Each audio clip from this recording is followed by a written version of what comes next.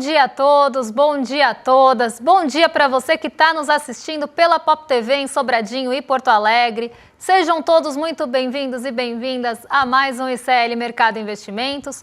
Hoje, quinta-feira, dia aí de conhecer o tarifaço do Donald Trump, então vamos entender o que ele aplicou de tarifas aí, qual foi a justificativa disso, o que ele falou e como isso repercutiu não só entre os países e nessa geopolítica e economia também dos países, mas nos mercados financeiros e de forma geral. Então a gente vai falar de tudo isso, mas como eu prometi ontem também, vamos falar de indústria. Nossa, gente, me deu...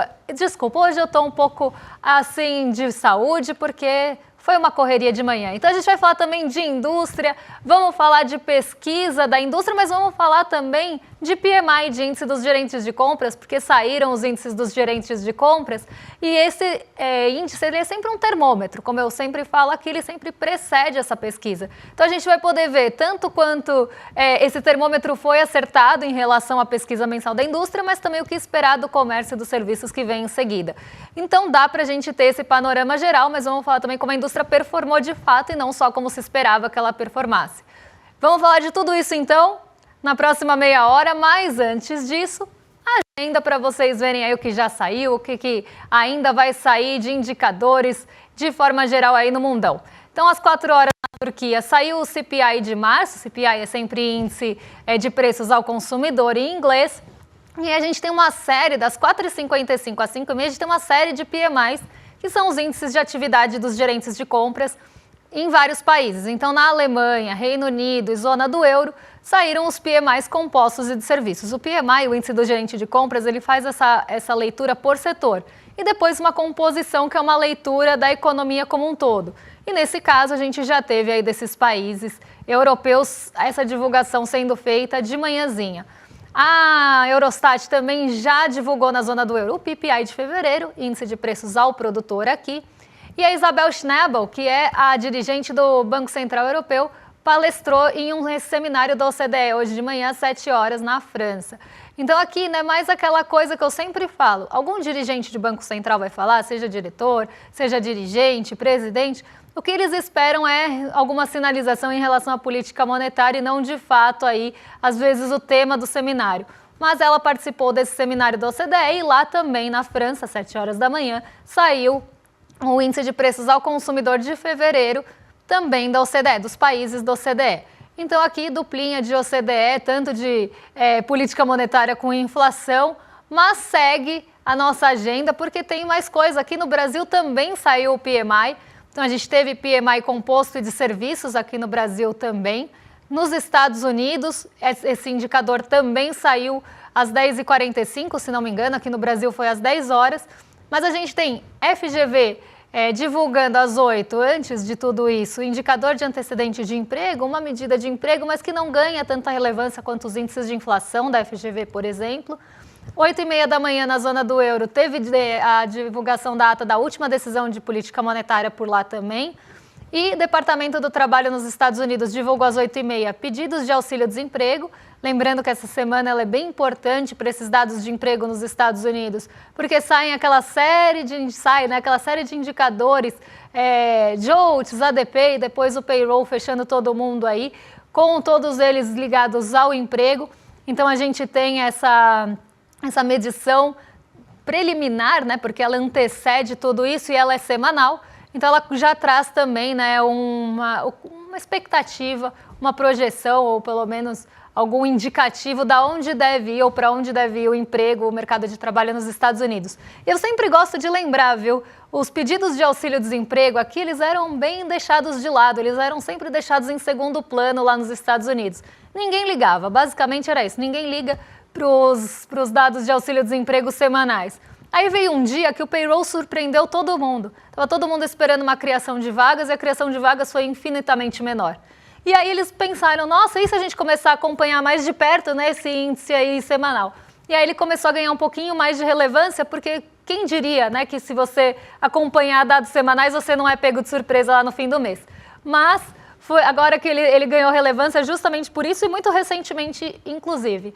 Às 9h30 da manhã nos Estados Unidos também saiu balança comercial, importações e exportações de fevereiro, Mas a gente tem mais uma página de agenda para fechar aqui com vocês, porque vão sair alguns dados agora mais para o fim da tarde. Então, como eu falei, ó, não estava mentindo, hein? 10h45 saiu o PMI composto de serviços dos Estados Unidos. Às 11 saiu o PMI de serviços dos Estados Unidos, medição da ISM. Lembrando que todas as outras são da S&P Global. Então, a S&P Global, ela monta ali uma série de PMIs de vários países e depois compara todos, faz média global. E a gente tem também o Philip Jefferson discursando em uma conferência organizada pelo Fed de Atlanta, em uma universidade, na Universidade de Virgínia, e a diretora do Fed, a Lisa Cook, também discursando na Universidade de Pittsburgh hoje. Então, temos aí outros dirigentes do Banco Central que devem falar, devem ganhar um pouco mais de holofote, até porque a política monetária dos Estados Unidos, ela está muito aí no radar, ela está muito na centralidade. Todo mundo quer saber para onde vão as taxas de juros lá, até porque elas referenciam taxas de juros em todos os outros países. E por conta dessa nebulosidade que se tem com o governo Trump agora, deve ficar aí um pouco também mais incerta a política monetária. Então tudo isso acaba ganhando mais relevância nesse cenário de incerteza. Hoje a agenda, então, não uma agenda tão pesada em indicadores, mas com alguns indicadores importantes, dirigentes do Fed discursando, mas o que deve direcionar muitos mercados e que já está direcionando desde a abertura bem cedinho nos países que tiveram abertura na madrugada, então países asiáticos, a Europa, o que está direcionando mesmo, o que está ditando o ritmo hoje é o tarifaço do Donald Trump e a gente vai falar disso com vocês daqui a pouquinho. E aí a gente já emenda com a abertura do mercado para ver o estrago que isso está fazendo ou não entre aí as bolsas globais, porque algumas ações estão sofrendo mais, outras estão sofrendo menos, tá?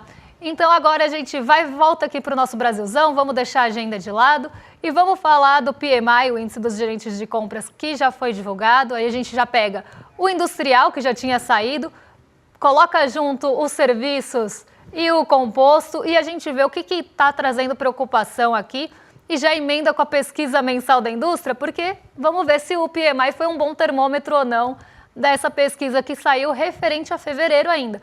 O PMI está sempre na frente, né? Porque ele é um preditor, então ele está sempre aí na frente, ele já está prevendo março.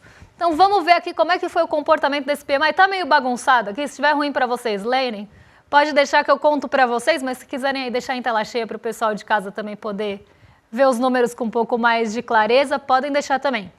O nosso PMI de janeiro, ele tinha ficado em 50,7. Ele subiu para 53 em fevereiro. Esse é o PMI industrial, tá? Então ele teve uma alta ali de janeiro para fevereiro de 50,7 para 53. O que isso significa? Significa que a nossa indústria, ela está mostrando um sinal de expansão, porque ela está acima dessa linha de 50, que vocês estão vendo aí, essa linha verdinha clara, que tem um monte de 50 repetidos, isso é o limiar, tá? Acima disso, aquela atividade está expandindo e abaixo disso a atividade está contraindo. E ela pode contrair e expandir em ritmos diferentes, acelerando ou desacelerando. Aqui a gente vê, né, como se fosse mesmo uma aceleração, botar um pé no freio ou botar um pé no acelerador. O que isso está mostrando para a gente? Que a indústria botou o pé no acelerador, pelo menos pela medição do PMI, e esse pé no acelerador fez com que a indústria tivesse uma alta mais forte em fevereiro. E aí eu vou contar para vocês se o PMI conseguiu prever isso de forma assertiva ou não. Porque o que eles estavam falando aqui é que a nossa indústria ia se recuperar, ia continuar expandindo e até num ritmo mais acelerado do que janeiro. Já para março, se espera contração. Então ela sai daquele patamar de 53, de uma aceleração de expansão, e começa a ter uma desaceleração da expansão, ainda expandindo em relação ao mês anterior, só que num ritmo mais lento do que se teve anteriormente. Os serviços, eles já têm uma trajetória diferente.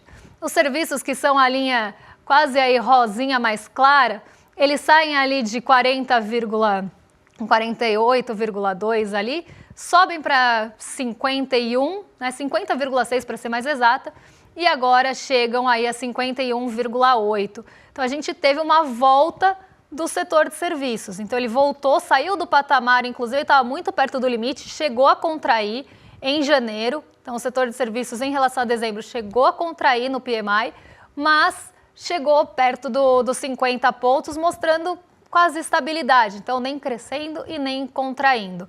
Depois ele mostra expansão. Então quem puxou o PMI composto, que não está olhando um setor específico, mas a nossa atividade de forma geral, foi o PMI de serviços. Ele puxou para cima essa média que ficou aí em 52,6. Agora, né, a gente tem que pensar por que é que isso está acontecendo, por que a indústria mostra essa desaceleração e o que está puxando esse PMI de serviços para cima. O que fez com que esse setor de serviços na medição, nesse termômetro, mostrasse essa atividade aumentada, essa expansão da atividade? Muito aí por algumas questões de análise mais da situação atual mesmo, se a gente fosse pensar num parâmetro aqui paralelo ao nosso índice de confiança, a análise da situação atual, até para pensar assim, em novos negócios, expansões, ela ainda está positiva, só que a gente tem um freio que está puxando as expectativas para baixo, porque por mais que a gente tenha uma atividade que aumentou, o otimismo do setor de serviços, então quase uma leitura ali, até mais a gente pensar subjetiva, né? Porque o otimismo é uma coisa quase subjetiva. O otimismo diminuiu e chegou no menor nível nos últimos 4 anos. Era um setor que estava muito otimista e que ele passa a ficar pessimista. E por que ele passa a ficar pessimista?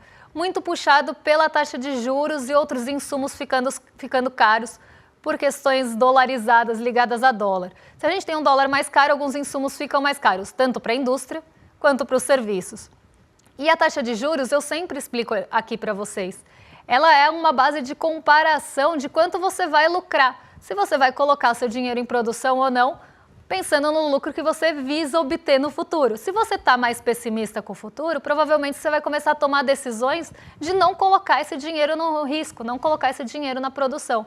E isso já estava aparecendo na indústria, o PMI da indústria saiu antes, esse fator já apareceu e agora ele aparece nos serviços também. Por mais que a gente tenha tido ali uma expansão de novos negócios, uma atividade um pouco mais acelerada, mostrando que pode ser que em março a atividade de serviços volte a ter um fôlego e suba um pouquinho, a gente ainda tem um limitador disso no futuro, que é essa taxa de juros muito alta que vai acabar estrangulando o setor de serviços em algum momento. Seja o comércio, que é um ramo do setor de serviços, ou os serviços de uma forma geral, porque a renda vai diminuir e as pessoas vão ter menos renda disponível para consumir serviços. E eu espero que a gente não volte para aquela sinuca, que eu sempre falo que era muito perigosa, do brasileiro ter uma renda disponível pequena, porque, primeiro, a renda dele está indo basicamente para comprar itens de cesta básica, ou que a renda dele começa a ter ali um poder de compra menor, que ele tem que escolher, bom, boa parte já vai para a cesta básica, tenho que pagar minhas contas aqui, o que sobra, o que eu vou fazer? Vou consumir um setor ou outro? Né? E quando a gente começa a ter esse tipo de situação, a gente pode começar a ter aqueles resultados que a gente via no passado. Um mês sobe o comércio, outro mês sobe o serviço. Um mês as pessoas consomem serviços para as famílias, outro mês elas decidem comprar alguma coisa no varejo porque elas não conseguem fazer os dois ao mesmo tempo. Então a gente vai caminhando, né, tanto com essa alta do preço dos alimentos que consome muito a renda do brasileiro, a gente estava falando isso ontem, como também uma taxa de juros que deve também aumentar desemprego, diminuir renda, trazer essa situação de volta. Então isso é muito perigoso e a taxa Selic ela não vai melhorar a inflação de alimentos, mas vai penalizar a renda, a massa salarial e o emprego do trabalhador e principalmente o trabalhador do setor de serviços que normalmente da sua renda depende dele prestar o serviço. Então a gente começa a ter um ciclo aí, quase uma bola de neve de freio e desaceleração da economia que já está colocado nesse otimismo que chega, ou pessimismo que ficou maior, ou otimismo que chegou no menor nível nos últimos 4 anos. Então o índice dos gerentes de compras, por mais que ele tenha sido positivo nesse mês de março, puxado pelos serviços e não pela indústria, esse pessimismo do futuro começa a acender um sinal de alerta que pode ser que o futuro não seja tão bom e com isso as decisões tomadas hoje não sejam também de maior investimento, de aumentar, continuar expandindo os negócios. Então esse que é o problema aí que o PMI mostra pra gente. Agora, vamos ver aqui, né? Em janeiro, o PMI da indústria, eu vou falar da indústria porque a gente vai falar da indústria mesmo, 50,7 em janeiro, 53 em fevereiro. Então o PMI, o índice dos gerentes de compras, estava mostrando que a indústria ia expandir e até num ritmo mais acelerado. Será que esse PMI acertou? Será que ele foi um bom termômetro, como ele pretende ser? Será que ele mostrou e refletiu realmente o que aconteceu com a indústria? Vamos descobrir agora, porque ontem saiu a produção industrial. Eu já dei o spoiler ontem mesmo, né, que a indústria recuou 0,1%. Então ela ficou no terreno da contração, ela caiu em relação ao mês anterior, mas em relação aos outros, a variação anual, variação ali de 12 meses, ela ainda continua positiva em alguns setores e também de forma geral. Mas em fevereiro, ela teve o seu 5º mês seguido sem crescimento, porque em alguns momentos a indústria ficou andando de lado ali. É praticamente que nem Siri, mesmo como está aí na tarja. Ela ia para 0, 0,1, ela não estava conseguindo crescer de fato. E a gente tem na indústria, né, alguns desafios muito grandes que eu já expliquei ontem para vocês, também ligados a essa taxa Selic tão alta. E isso apareceu na pesquisa da indústria. E também apareceu uma coisa muito importante, que a gente vai ver daqui a pouquinho em relação ao consumo de bens duráveis, ao consumo das famílias. Porque a pesquisa mensal da indústria ela não foi única e ela não foi um bloco, os setores não foram todos para o terreno negativo, eles não contraíram todos. Alguns ficaram ainda com um desempenho positivo no mês de fevereiro. Só que vários tiveram um desempenho negativo. E os que tiveram desempenho negativo, eles estão mais ligados aos consumos das famílias. Então, esse também é um ponto importante para a gente discutir. Por que é que esses setores que começaram a patinar antes? E aí tem muito a ver com o que eu estava falando aqui do comércio, do varejo, das pessoas terem menos renda, não conseguirem um crédito para comprar uma geladeira, um fogão, um bem durável. Então, isso já começa a aparecer na pesquisa da produção industrial, mostrando que esse freio de mão puxado pela Selic já está dando um efeito aí, né? Não está nem mais patinando o carro, agora ele já está freando. Então vamos ver aqui como é que ficou a nossa produção industrial em fevereiro. Primeiro vamos ver acumulado em 12 meses. Vamos pegar aqui março de 2024, a nossa produção acumulada estava em 0,7. Não era uma produção acumulada alta. A gente teve uma indústria que patinou e teve dificuldade por muito tempo. Ela começa a mostrar sinais de recuperação ali, sobe 1,5, aí cai um pouquinho para 1,2 em abril e depois ela vai em ascensão ali. 1,5, 2,2, 2,4, 2,6, 3, 3,1. Ela chega num pico ali em dezembro que ela não consegue romper. Então ela cresce por vários meses consecutivos no acumulado em 12 meses.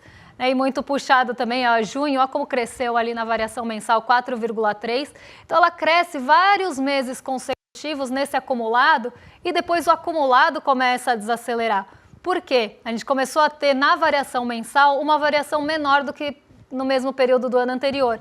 Então ela começa a ter uma desaceleração dessa variação acumulada nos 12 meses. E é isso que esse gráfico está mostrando para a gente. Ela acelera ali a sua produção e depois começa a ter uma variação acumulada menor, porque os índices estão sendo menores do que o observado no mesmo período do ano anterior. Então a gente começa a ter esse movimento nos últimos 12 meses.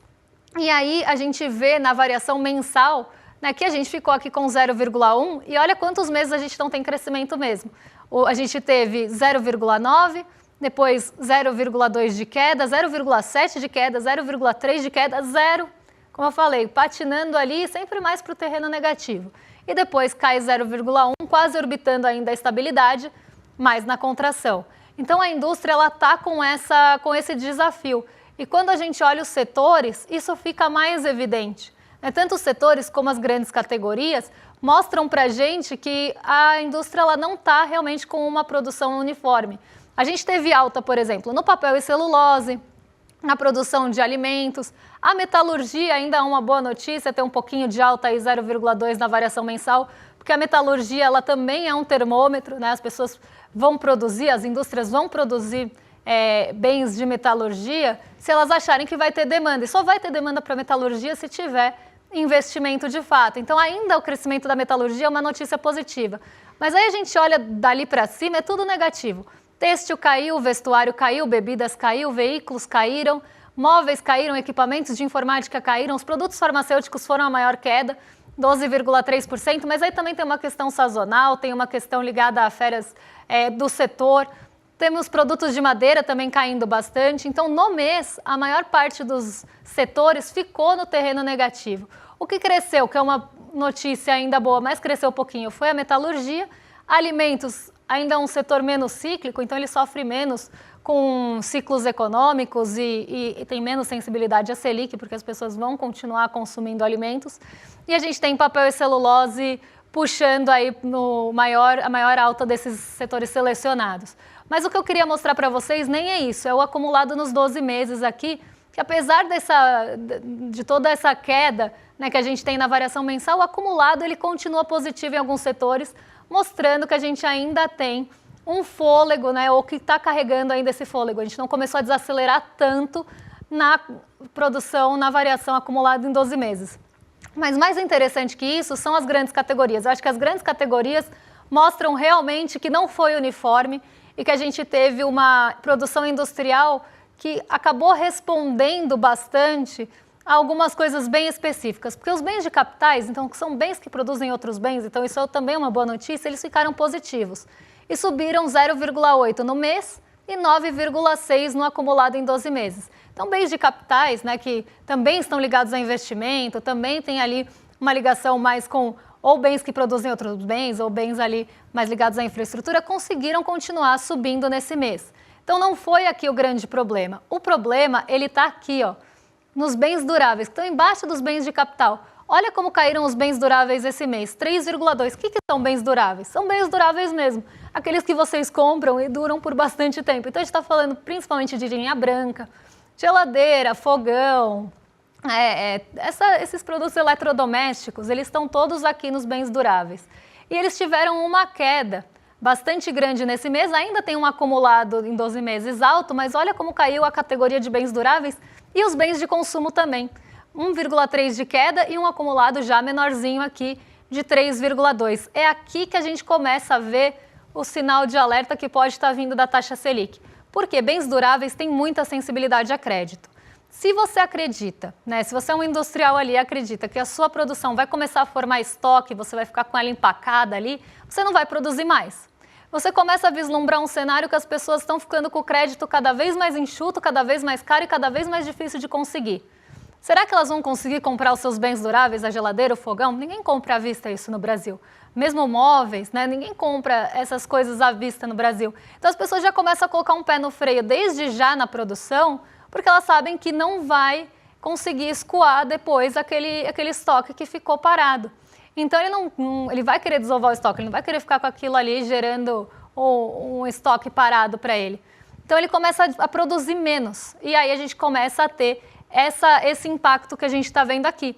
Né, o crédito já está mostrando, né, um crédito mais caro já está mostrando as suas garrinhas aqui, a Selic também, e nos bens de consumo também.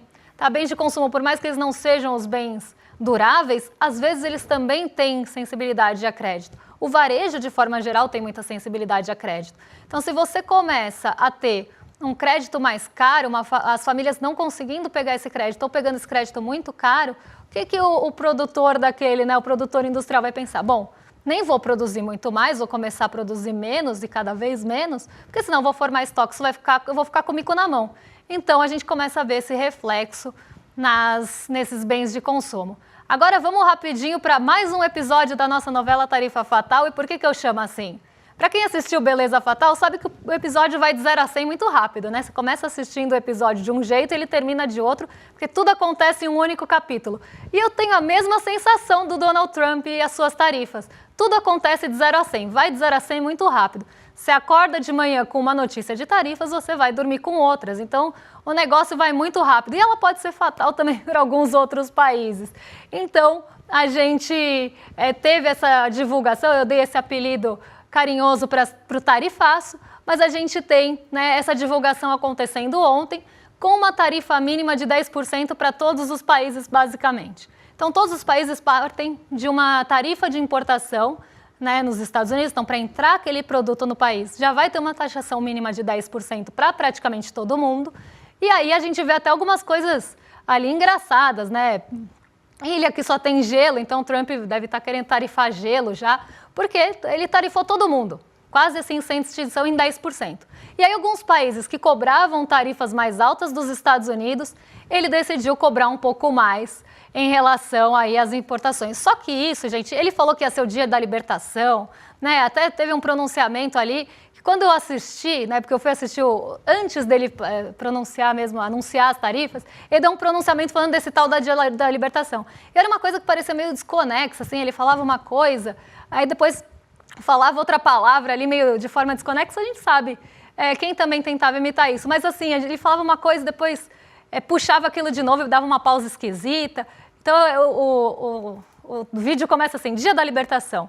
Dia da libertação E aí ele continua falando, uma coisa assim, que ele deu esse nome de dia da libertação porque seria o dia que os Estados Unidos estariam ali saindo das amarras dos outros países, dia da libertação porque os outros presidentes dos Estados Unidos foram fracos e tolos de deixar essa riqueza na mão do mundo e não pegar essa riqueza para eles. Então, assim, um discurso bastante ali voltado para esse eleitor de Donald Trump, falando que ele vai voltar a fortalecer com isso, era a libertação porque também ele vai voltar a fortalecer a indústria nacional estadunidense. Então, assim, foi um discurso, assim, quando eu ouvi, me lembrou até aquele meme que agora tá rolando por aí do Piper No, tsunami, budismo, porque parece que ele está falando umas palavras desconexas ali, uma em seguida da outra. Mas, voltando aqui a tarifaço, né, não analisando o discurso de Donald Trump, mas voltando ao tarifaço, ele coloca essas tarifas, né, essas tarifas até maiores para alguns países, falando com essa ideia, com essa história de que ele vai fortalecer a indústria nacional estadunidense, então ele vai deixar a indústria mais forte. Essa indústria ela vai se formar de um dia para o outro? Eu já contei para vocês aqui que não, né? Essas plantas industriais elas não vão voltar para os Estados Unidos de um dia para o outro, principalmente se a gente está falando, por exemplo, de bens de veículos automotivos, que é um dos alvos das tarifas além dos 10%.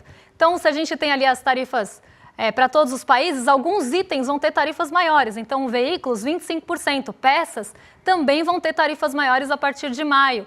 A gente sabe que as plantas não estão nos Estados Unidos. Só algumas plantas estão nos Estados Unidos, mas nem assim as peças vêm sempre de lá. Tem algumas que têm maior ou menor dependência. E, gente, pasmem, tem um estudo mostrando que os veículos podem ficar mais caros lá para os americanos entre $2.500 e $20 mil, dependendo de onde esse veículo é produzido e como é a cadeia produtiva e de suprimentos desses carros. Então a coisa lá deve começar a apertar. Ele está falando tanto de dia da libertação, dia de trazer a indústria nacional, fortalecer a indústria nacional dos Estados Unidos, mas ele está esquecendo que isso não vai se formar de um dia para o outro e que as coisas vão ficar mais caras porque elas vão entrar mais caras nos Estados Unidos. E aí, entrando mais caras nos Estados Unidos, esse preço vocês acham que vai ser, né, esse custo de importação, né, esse item que vai entrar mais caro, esse custo vai ser passado para quem no final das contas? Vai chegar ali no consumidor, isso vai bater na inflação e a gente já sabe que vai começar a ter uma pressão inflacionária vinda dessa política tarifária do governo agora dos Estados Unidos. Isso já está aparecendo nas expectativas de inflação, isso já apareceu em alguns setores. Então deve continuar aparecendo cada vez mais e aí a gente tem aquela expectativa que os títulos de dívida dos Estados Unidos vão ficar mais altos e a gente já sabe o que decorre daí. Mas como eu tenho pouquíssimo tempo, eu vou continuar contando essa história para vocês amanhã e eu acho que eu vou ter que contar ela, porque se eu deixar ela para o final, nunca dá tempo de eu terminar de contar a história.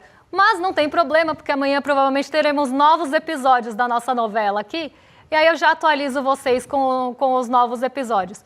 Mas só para vocês saberem, 10% no mínimo, o Brasil ficou com o mínimo de 10%, mas alguns países que já taxavam os Estados Unidos um pouco mais, ficaram com uma tarifa maior, por exemplo, Camboja com 49%, Vietnã, China, Taiwan. E a China, gente, por exemplo, aqui está derrubando as ações da Apple e hoje a Nasdaq está caindo mais de 4% aí, porque boa parte dos iPhones, por exemplo, são produzidos na China, a maioria dos iPhones são produzidos na China.